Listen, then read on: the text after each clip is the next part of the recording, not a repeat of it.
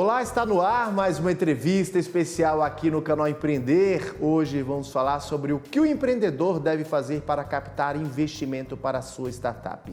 E para esse bate-papo a gente convidou o Felipe Garcia, ele que é CEO da UOL. Felipe, seja muito bem-vindo aqui ao canal Empreender para esse bate-papo especial.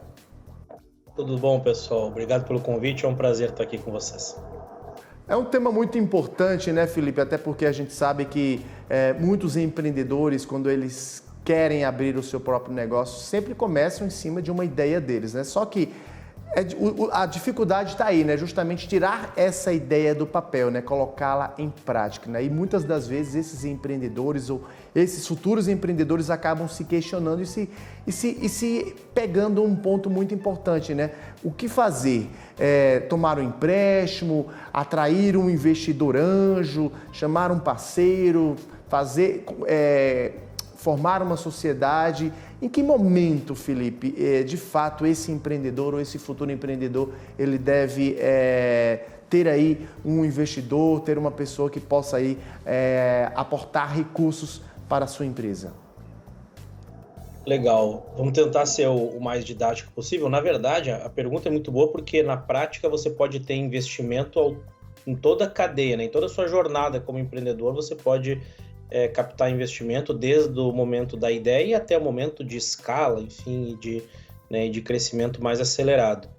O que a gente vê, né, e sempre que a gente comenta com os empreendedores aqui, né, quando você está na fase da ideia, como você comentou, na fase da ideia você tem um desafio que é resolver um problema, né? Então você tem que tirar essa ideia do papel e buscar resolver o problema. Então, muito provavelmente na fase da ideia, a melhor fonte de financiamento, acho que em todas as fases da cadeia, em toda a trajetória, são os clientes. A melhor fonte de financiamento é você crescer através de receita vinda de clientes. E na fase da ideação não é diferente. Então, você começar com um cliente, tentando resolver o problema dele, mesmo que de uma forma não escalável, mesmo de uma forma super artesanal, né, e atendendo ele de uma forma personalizada, esse é o mais importante, digamos assim, quando o empreendedor está ali realmente no início, né, idealizando o seu projeto, buscando tirá-lo do papel.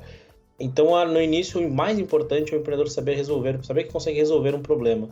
Não interessa se ainda tem produto, não interessa se ainda, né, de alguma forma ele tem que resolver aquele problema e fazer esse financiamento, entre aspas, da sua operação com o próprio cliente. Esse é acho que é a grande dica aí para empreendedores que estão buscando tirar a sua ideia do papel, que não quer dizer que não faça sentido captar investimento com algum conhecido, com algum familiar ou até com alguma rede de relacionamento próximo, às vezes até um próprio investidor anjo que você tem mais relacionamento pode apostar na sua startup lá no início da ideação, mas é a fase que realmente você tem que provar o que você consegue executar, porque você ainda não tem nada, você tem uma ideia, uma apresentação ali, um PowerPoint, e você tem que, seu principal desafio é tirar isso do papel e colocar em prática. Então, buscar dinheiro do cliente ou, se precisar, realmente, se for muito necessário, um investidor, buscar pessoas do seu relacionamento próximo ali para iniciar. Até porque, né, Felipe, qualquer empresa, qualquer startup que que está ali iniciando as suas operações, ela precisa de recursos para começar, para sobreviver, né? E como você bem falou, né, muitos desses empreendedores, eles acabam aí, desses startupeiros, né, eles acabam aí buscando esse apoio financeiro, esse suporte financeiro entre amigos, entre familiares, né? Sim, é bem comum porque a gente costuma brincar aqui na UOL, né, que quando a startup nasce, ela nasce com duas características. Ela nasce pobre e desconhecida. Então, é uma característica que as startups compartilham, né, na sua maioria, obviamente. E aí ela precisa, obviamente, para deixar de ser pobre e desconhecida, ela precisa captar algum investimento ali para poder crescer, para poder, né, se desenvolver e ser menos desconhecida, que é aparecer mais em eventos e muito também em relação aos clientes, né? Ela conquistar os seus primeiros clientes ali no início é um desafio super complexo, super grande que as startups têm de encontrar os seus primeiros clientes quando ela ainda não tem uma reputação, ela não tem uma história, né, por trás. Então, Então esse que é o grande, para startups que estão começando, o grande desafio é esse. Eu começaria sempre, eu acho que começando com um cliente, você nunca, né, escutando o cliente e entendendo quais são as dores, os desafios dele, com qual recorrência que ele enfrenta o problema, isso vai ser uma boa prática. Isso certamente vai ajudar a startup a levantar a rodada depois, porque quando o investidor for perguntar para a startup o que ela já fez, o que ela executou, o que ela conseguiu resolver de problema, ela vai usar esses exemplos dos clientes que ela já conseguiu atender para criar justamente essa consistência no discurso, em que até o investidor, por exemplo, pode até fazer uma pesquisa de verificação, ligar para o cliente para perguntar como é que tem sido o trabalho com aquela startup específica, e isso vai dando confiança para o investidor poder investir numa startup, né, em que o cenário de risco é muito forte, né, em que você investir numa startup que ainda está muito no início, você assume muito risco, né, então você tem que buscar, para o empreendedor, né, o empreendedor tem que buscar não eliminar, mas mitigar os riscos na visão do investidor de fazer aquele movimento, de fazer aquele investimento para que ele consiga cumprir com o seu objetivo de receber investimento para poder crescer a sua startup. A gente sabe que na maioria dos casos acontece bem no início das operações das startups, né, Felipe? Mas, de fato, em que momento o empreendedor ele deve se atentar? Não, eu preciso de um investidor, eu preciso de um aporte aqui dentro da minha empresa, dentro da minha startup. Geralmente é mais comum acontecer lá no início do negócio, mas isso não quer dizer que isso venha a acontecer durante a jornada, a caminhada desse empreendedor, né? Sim, geralmente o processo de captação de investimento ele permeia toda a jornada da startup, desde a ideação até o momento que essa startup for comprada por uma grande empresa do setor de tecnologia, for fazer um IPO, que é um caso mais raro, mas que está começando a tracionar aqui no Brasil. Então, esse processo de fundraising, né, que a gente chama esse processo de captação de investimento, ele faz parte de toda a jornada do empreendedor. No início, você tem um perfil de investidor que tem mais encaixe, né, que tem a tese de investir em startups mais iniciais. A gente falou aqui de startups em ideação, que é muito comum ter anjos e family and friends, né, família e amigos investindo. Logo após que a startup sai da sua ideação, né, que a gente costuma brincar aqui na aceleradora, quando ela sai do PowerPoint, né, quando o empreendedor consegue demonstrar que ele tem mais do que um PowerPoint na mão, que ele começa a desenvolver o seu MVP, né, do seu produto mínimo viável, e começa a colocar isso na mão do cliente para ele testar, para ele cobrar alguma coisa, para ele começar a testar modelo de negócio. E aí, a partir desse momento, as aceleradoras, por exemplo, são um ótimo caminho para esse empreendedor levantar ali uma rodada que tipicamente é de 100 a 500 mil reais, por exemplo. Então, para cada fase você tem um desafio, né? Para cada fase você tem um tipo de investidor que pode contribuir mais para aquele estágio, nos desafios daquele estágio, na verdade, né? Então, o empreendedor tem que estudar o mercado, estudar os tipos diferentes de investidores e muito mais do que isso, o empreendedor tem que saber quais que são as suas lacunas, onde que estão nenhuma startup perfeita, nenhuma startup nasce redondinha, prontinha para se tornar, né, um unicórnio, ou o termo mais na moda, né, que é o centauro. Né, unicórnios são startups que têm um valuation aí de $1 bilhão, e o centauro agora que está na moda, que é uma startup que tem $100 milhões de faturamento recorrente anual. Então, a startup ela não nasce pronta, ela nasce com alguns gaps, com alguns desafios, o que é normal. Então, para cada estágio que ela tem, né, de desenvolvimento, ela tem um investidor que vai fazer mais sentido que o outro, tanto em relação ao tamanho do cheque que ele está disposto a escrever, quanto em relação ao que a gente chama de smart money, que aquele investidor pode entregar. O que é o smart money? Basicamente é o que aquele investidor pode entregar em termos de conexões, ou em termos de mentoria, em termos de ajudar aquela startup, de orientar aquela startup a trilhar o caminho para crescer. Então, é basicamente isso, né? O empreendedor, no final do dia, tem que fazer um matchmaking, né? Casar as suas lacunas, os seus gaps, as coisas que ele não é tão bom, ou as coisas que ele está, ou as áreas que ele está buscando potencializar dentro da sua startup, e estudar o mercado de investimento e entender que tipo de agregação de valor aquele investidor vai poder entregar para essa startup e aí sim, aí conversar com os investidores que obviamente fazem mais sentido.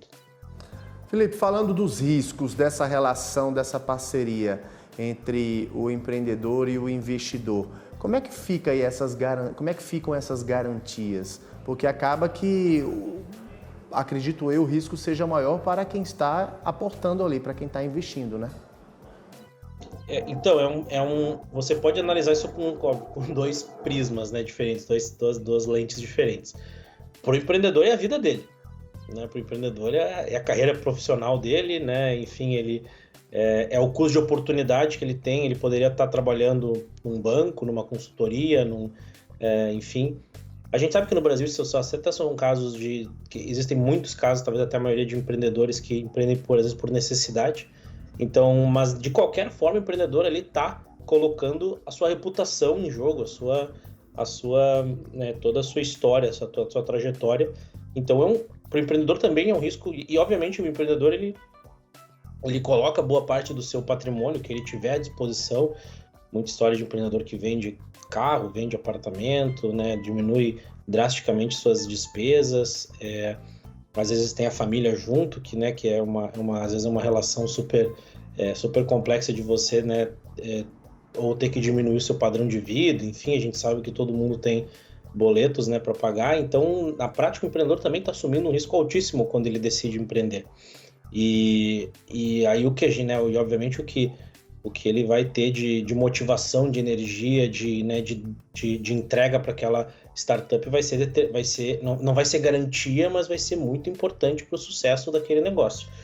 Para o investidor, obviamente, também obviamente tem riscos, né? Não estou dizendo que não tem, muito pelo contrário. O investidor tem muitos riscos, sim.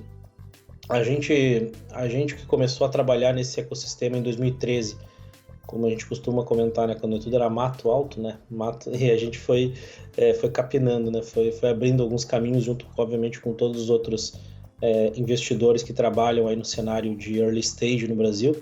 Mas em 2013, por exemplo, não existia a figura do investidor anjo, né, não era uma coisa tão falada assim, e isso foi se desenvolvendo, graças ao trabalho de muitos atores aqui no ecossistema no Brasil. E como é uma coisa que não existia e é recente, né? Se você parar para pensar uma indústria não vou dizer que existe há 10 anos, no Brasil existe há um pouquinho mais tempo, mas que ela amadureceu nos últimos 10 anos, é uma indústria super recente.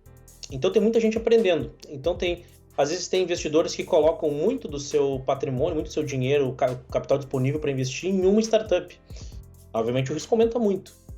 Então, para o investidor, esse risco, né, ele é claro que ele existe, e obviamente saber fazer é muito importante para você aprender, né, e para você saber exatamente como analisar uma startup, depois como ajudar, como acelerar, como mentorar e depois como ajudar ela a levantar mais rodadas. Então, o investidor, por exemplo, investir através de uma aceleradora, por exemplo, às vezes é um bom caminho para ele aprender esse processo, para ele depois começar a testar e fazer talvez até investimentos por conta.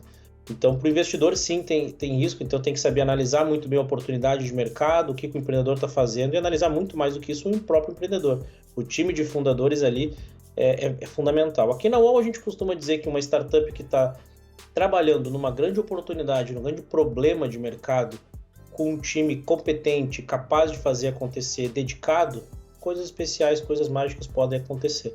Então a gente analisa principalmente esses dois pontos. Para o investidor deve ser também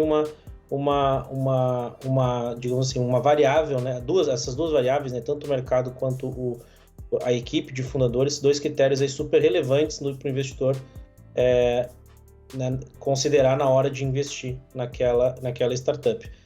Tem como mitigar os riscos, mas jamais eliminá-los, porque estamos falando aqui de venture capital, que significa em bom português capital de risco.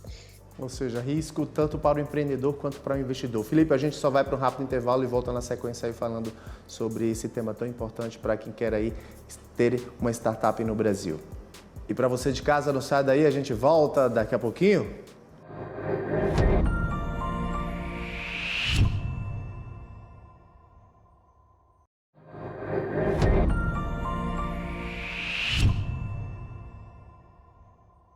De volta com mais uma entrevista especial aqui no canal Empreender, hoje falando sobre como o empreendedor deve captar investimentos para as suas empresas, mais especificamente para as suas startups.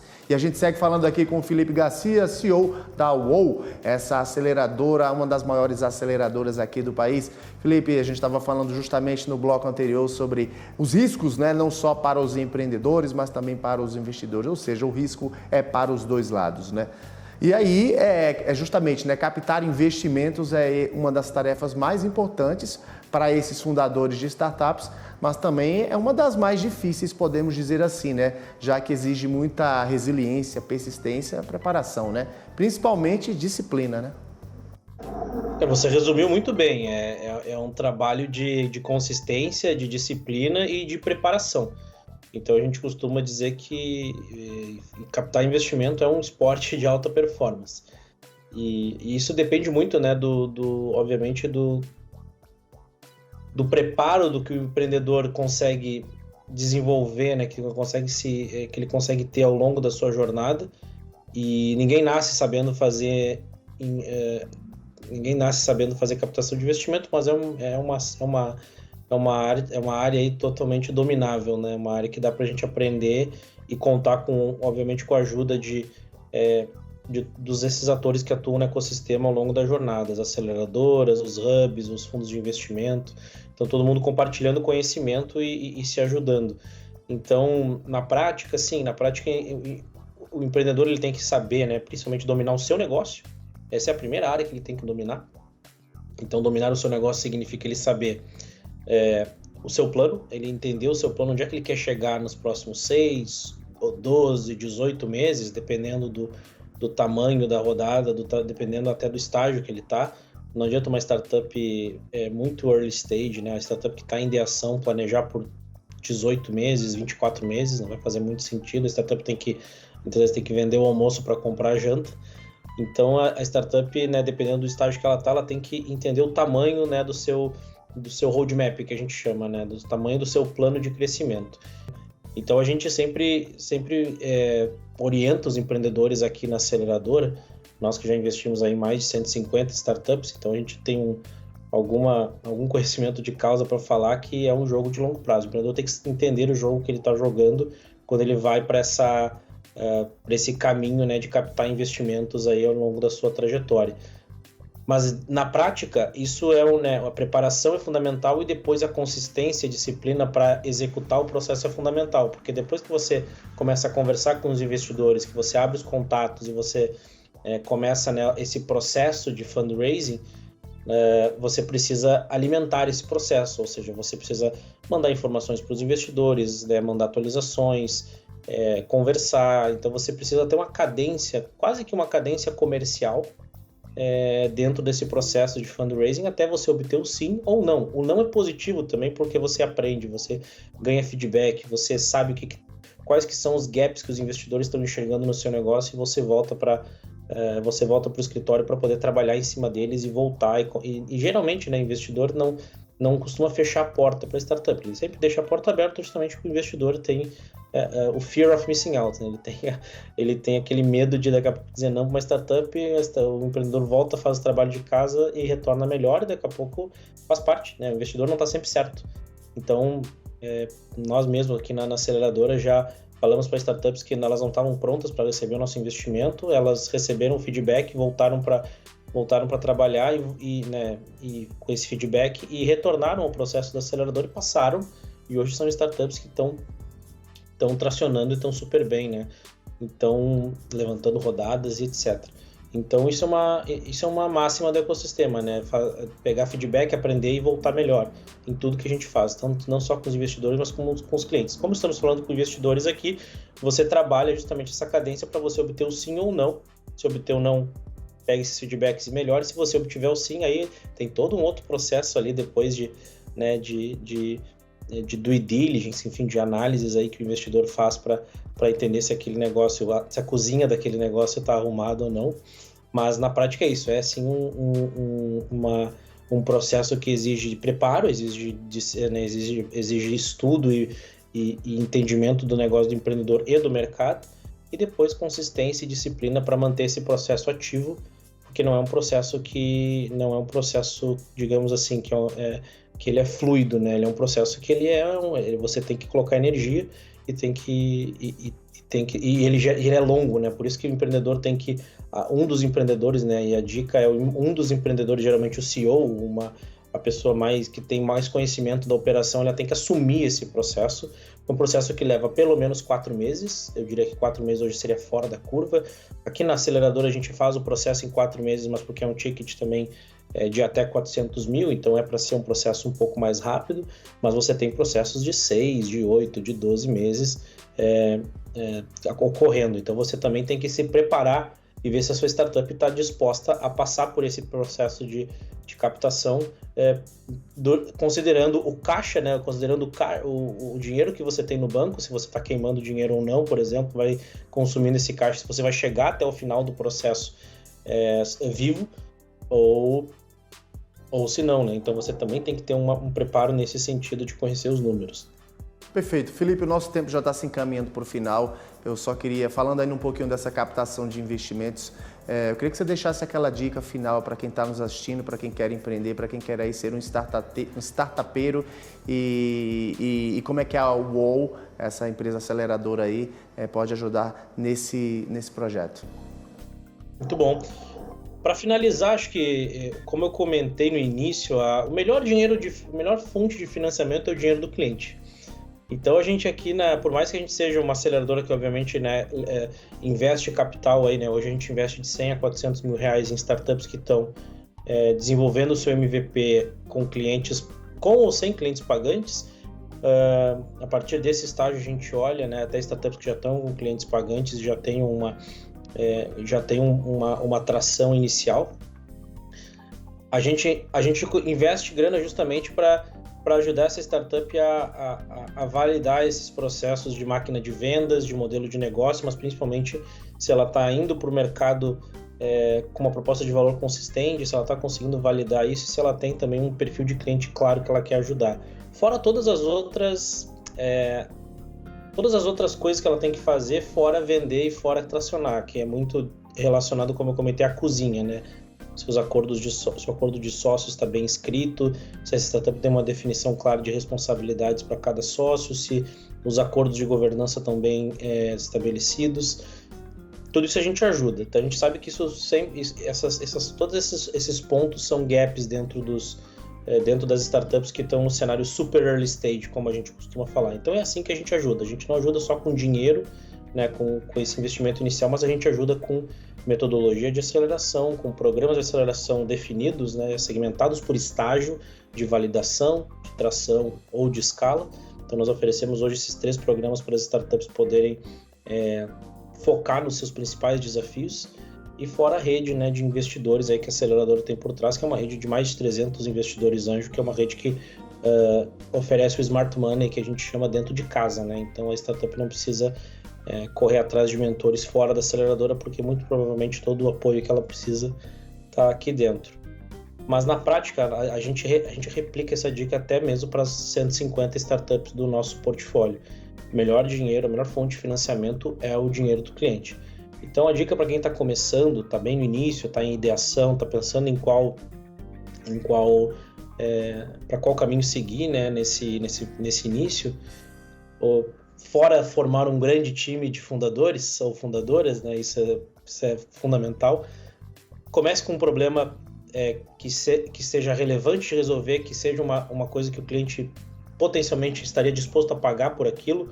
Não interessa se você está em B2B ou em B2C, você tem que começar por um problema, por um desafio, ou por uma oportunidade de mercado relevante. Comece daí e você não precisa resolver o problema de todo mundo no início, você precisa resolver o problema de um cliente no início. Comece com um cliente